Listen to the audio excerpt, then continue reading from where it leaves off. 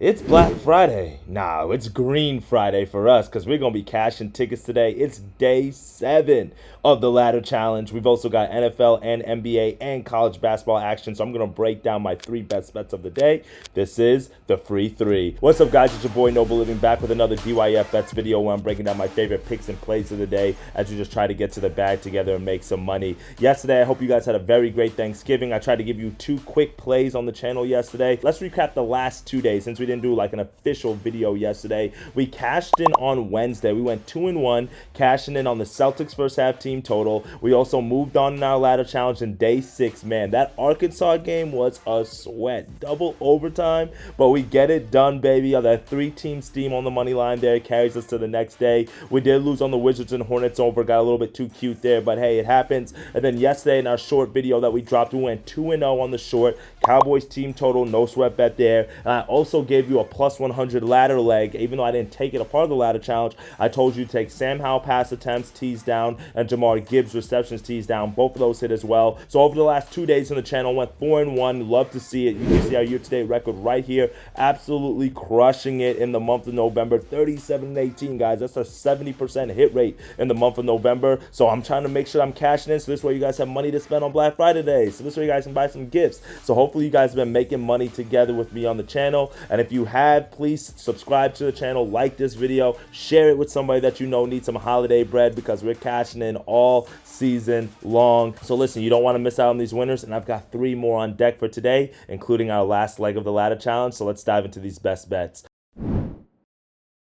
For my first best bet of the day, we're going to go to that Black Friday matchup between the Jets and the Dolphins. Not trying to get too cute with it, not trying to do too much. I really don't like this game in all honesty. We've got an early start about 3 p.m. there, and I'm going to keep it simple. I'm going to go Raheem Mostert over 64.5 rushing yards, minus 110 here, and I'm just going to go with the numbers. Mostert's averaging 69 yards per game this season, and over the last 5 games, that number has ticked up to 75 yards per game. So you love to see that. And in his last 2 games, he's been really rushing the ball well. The Dolphins have been getting more integrated into the offense. He's had over 80 rushing yards in both of the last 2 games, so you love to see that. But that's not the only thing that I like. Not just the fact that Mostert's been strong for this Dolphins team, but they're facing a very weak Jets defense in terms of run defense. The Jets have the 3rd worst run defense in the league. They're giving up over 137 yards per game, and in 3 career games versus the Jets, Mostert's absolutely feasted. He's averaging 92 yards per game against the Jets in his career, so you love to see that. And then also keep in mind that the Jets benching Zach Wilson.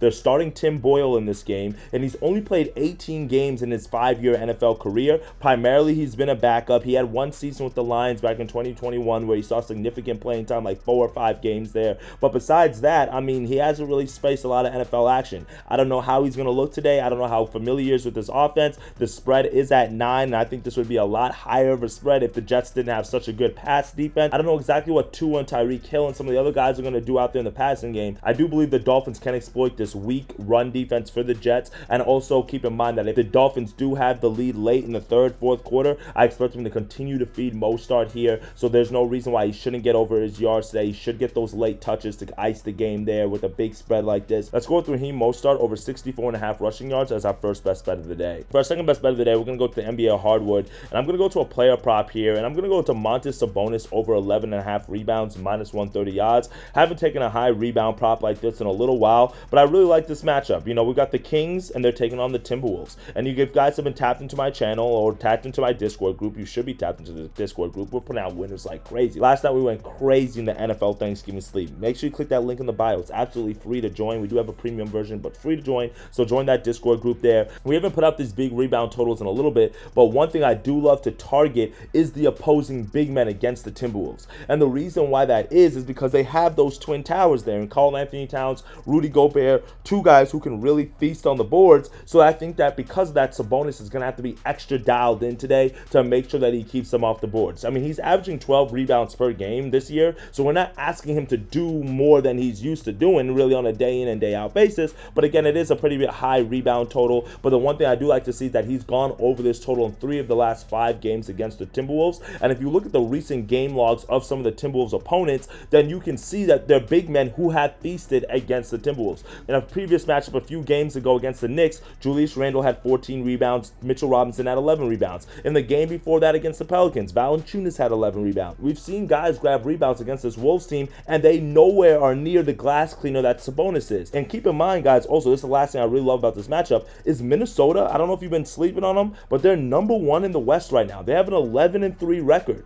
So for me, with that in-season tournament game going on today, I think there's a little bit more intensity going to ramp up. I think this is a potential playoff matchup. These are one of the regular season games that those NBA players wake up for. I think this is going to be a competitive dogfight. I think Sabonis has to be aggressive on the boards, keep Gobert and Towns off of the boards, off the offensive glass. If the Kings really expect to win this game, we've got a spread in between the fours, which is a close spread for the NBA. So for me today, I really like Sabonis on the glass to get these rebounds against the Wolves. Sabonis over 11.5 rebounds is our second best bet of the day. Now for our third and final best bet, we're going to go to our ladder challenge day 7, baby. We've got 3 more days to go. Let's knock on wood, but let's keep the momentum going. We've cashed in on 6 straight days on the ladder challenge. So today we're trying to turn like $650 into like $1,200 to keep the momentum going. I've got a quick little 2-team steam for you guys, a 2-leg player prop parlay. We're going to go Aaron Gordon to get 12 points. Kevin Durant to hit 2 3-pointers. That gets you to -104, -105 odds there.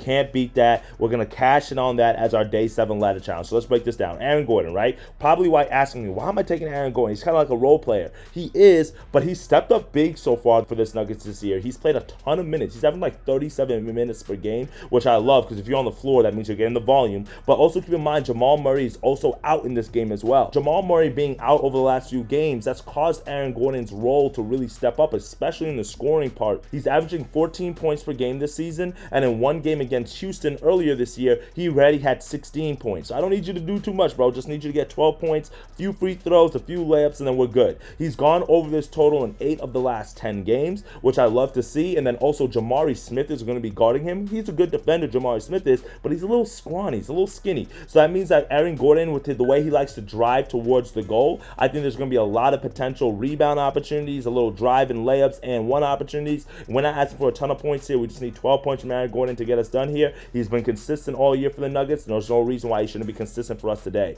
And then on the other side, speaking about Mr. Consistency, Kevin Durant, bro, 17th season in the league. This guy's looking like an MVP this season, especially on the offensive side. You can't stop him. I mean, he's scoring everything. So because of that, I have to go with the 2+ 3-pointers. I've been trailing this, tracking it over the last few weeks, and dude has been on fire. He's averaging 3.5 made 3-pointers per game on 5 attempts. That's a crazy efficiency level there. He's had at least 2 3-pointers and gone over this total in 8 straight games, and no team is giving up more made 3-pointers than Memphis this year. So because of that, I love this matchup for him. And when you also keep in mind that not only are teams making the most threes against Memphis this year, but they also have the lowest 3-point percentage defense as well. So teams are not only just hitting 3-pointers, but they're hitting it at a very efficient rate. So that speaks how bad that Memphis defense has been, especially in that 4 position. I think that Jaren Jackson Jr., he's not going to be able to stay on Durant, so he might have a smaller defender on him. So because of that, Durant's been getting the volume. No reason why he shouldn't get it today against a weak Grizzlies team. So let's go Durant to hit 2 3-pointers. Let's go Aaron Gordon to hit 12 points.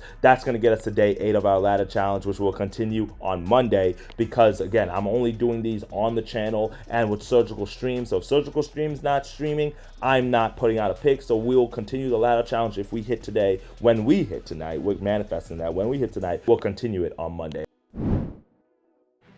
So that's our 3 best bets for you today. One in the NFL, we're going with Raheem Mostert over 64.5 rushing yards. I also like his carries as well. We're going to go with one player prop with Sabonis over 11.5 rebounds. And then we're going to cash in on our day 7 ladder challenge with Aaron Gordon, 12 points, Kevin Durant, 2+ 3-pointers made. And we're going to sweep the board. We're going to celebrate that tonight, spend some money on Black Friday, baby. And then we're going to come back tomorrow for a nice college football slate. And as always, my friends, continue to make that money. Practice that bankroll management. Get that discipline in there. If you want some of those college basketball plays, click the link in the bio to join my Discord group where I'll put some more plays out a little bit later. All right, my friends, let's get to that paper. I'll see y'all tomorrow. Later, gang.